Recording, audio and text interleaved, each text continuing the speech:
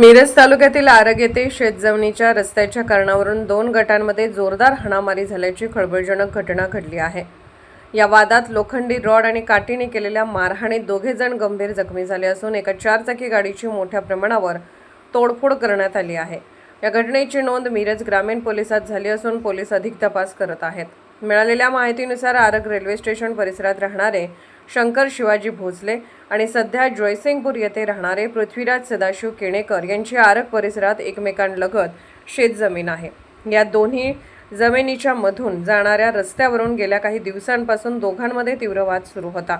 या वादग्रस्त रस्त्याची आणि जमिनीची अधिकृत मोजणी पोलीस बंदोबस्तात होणार होते, परंतु ही मोजणी होण्यापूर्वीच पृथ्वीराज केणेकर हे आपल्या शेतात गेले असता तिथे शंकर भोसले आणि त्यांच्यामध्ये पुन्हा रस्त्यावरून शाब्दिक चकमक उडाली।